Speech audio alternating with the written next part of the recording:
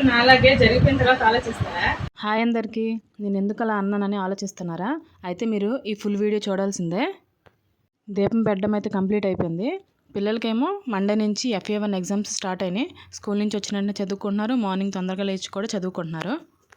దేవుడి గుడిలో వినాయకుడి విగ్రహం చూడండి, మా బాబు తీసుకొచ్చి పెట్టాడు. నేను దీపం పెట్టిన ప్రతిసారి అమ్మ పూలు పెట్టు, బొట్టు పెట్టమ్మా అనేసి రోజు చెప్తూ ఉంటాడు. అయితే నిన్న ఏం జరిగిందంటే, నిన్న నైట్ పిల్లలు స్కూల్ నుంచి వచ్చారు. వచ్చినాక చాలా చిరాకు తెప్పించారు. క్యారేజ్ బ్యాగ్ లో ట్యాప్ దగ్గర వేయలేదు, బాక్స్ తీసి ట్యాప్ దగ్గర వేయలేదు. యూనిఫామ్ ఇప్పడానికి నచ్చట్లేదు. చాలా కోపం వచ్చింది, కొట్టాలి అనిపించింది, కానీ ఎందుకులని ఊరుకున్నాను.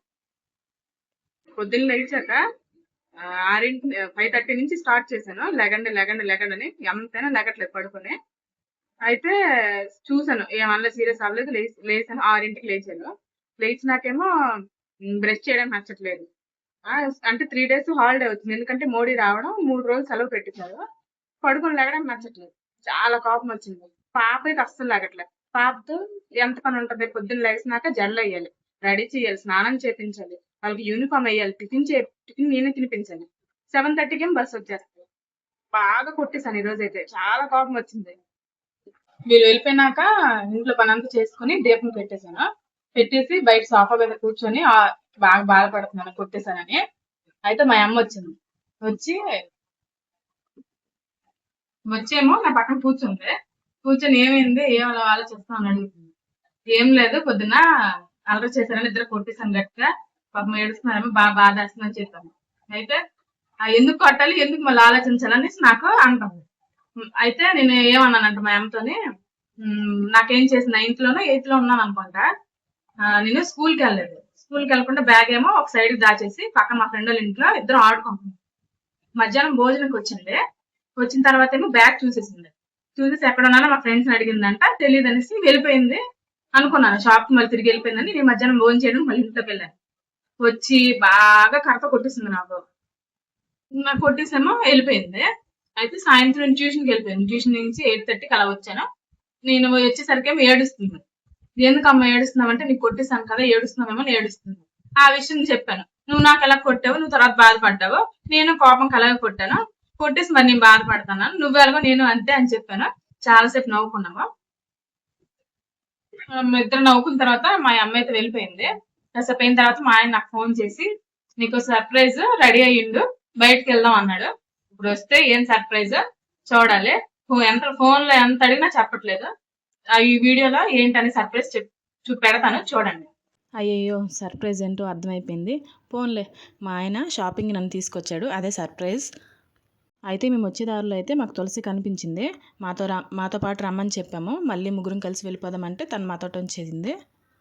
ముందైతే మేము ముగ్గురం 3rd ఫ్లోర్కి వెళ్ళాం, డ్రెస్సెస్ అవన్నీ చూద్దామని. 3rd ఫ్లోర్లో అయితే లేడీస్ డ్రెస్సెస్ ఉంటాయి. ఇక్కడ కుర్తీ సెట్స్ చూస్తున్నాం.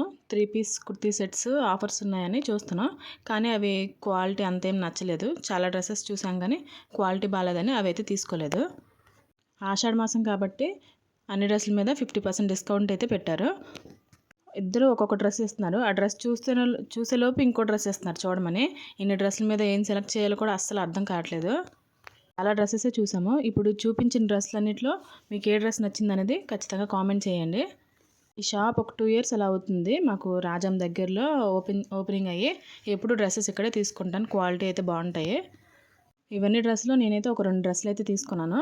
నేను చూసిన తర్వాత అయితే తులసి ఒక డ్రెస్ తీసుకుంటాను అన్నది. తనకు కూడా చూసాం డ్రెస్సులు. ఆషాఢం సేల్ కాబట్టి ప్రతి డ్రెస్ మీద 50% అయితే ఆఫర్ పెట్టారు. డ్రెస్సెస్ అన్నీ చాలా బాగున్నాయి. నేను 2 డ్రెస్సులు సెలెక్ట్ చేసుకున్న తర్వాత తులసి ఈ డ్రెస్ దగ్గర తీసుకొచ్చి, పిన్ని బ్లాక్ డ్రెస్ చాలా బాగుంది, తీసుకొని ఊరుకోవట్లేదు. కానీ నేను తీసుకోలేదు ఆ బ్లాక్ డ్రెస్. ఈ ఫ్లోర్లోనే బిల్ అయితే వేయించేసాం. నావి 2 డ్రెస్సులు, తనది ఒక డ్రెస్. అయితే షాపింగ్ అయిపోయిన తర్వాత షాపింగ్కి వచ్చామా, లిఫ్ట్లో ఆడుకోవడానికి వచ్చామా, చూసారా లిఫ్ట్లో ఎలా ఆడుకుంటున్నారో. అయిపోయిన తర్వాత 1st ఫ్లోర్కి అయితే వచ్చాము. శారీ అయితే తీసుకుందామని. ఆ శారీ ఎందుకు తీసుకుంటున్నాను అనేది రేపు మళ్ళీ లాంగ్ వీడియోలో పోస్ట్ చేస్తాను చూడండి. నేను ఎప్పుడైనా ఏమైనా షాపింగ్ చేయడానికి వస్తే ఆ రోజే తీసుకుంటాను, మళ్ళీ రాను షాప్కి అయితే. ఒక శారీ నచ్చకపోతే 1 గంట వెయిట్ చేసి మరి ఇంకో 2-3 శారీస్ అయితే చూస్తాను, కానీ పదే షాప్కి అయితే తిరగను. షాపింగ్ అయితే కంప్లీట్ అయిపోయింది. మధ్యాహ్నం టిఫిన్ చేసి 3:30 అలా అయింది రిటర్న్ అయ్యేసరికి. ఇక్కడ చూసారా, మా ఆయన వీడియో తీస్తుంటే మీసాలేమో ఇలా అంటున్నారు. అలా అంటున్నారని అబ్బో అన్నాను నేను. తులసి ఎప్పుడు అంటుంది, నీకంటే మా చిన్నానే బాగుంటాడులే పిన్ని అంటుంది. అయితే మా ఇద్దరు ఎవరు బాగుంటారో ఖచ్చితంగా కామెంట్ చేయండి. ఆ ఛానల్కి సపోర్ట్ చేయండి. ఈ వీడియో నచ్చితే లైక్ చేయండి, సబ్స్క్రైబ్ చేసుకోండి. బాయ్.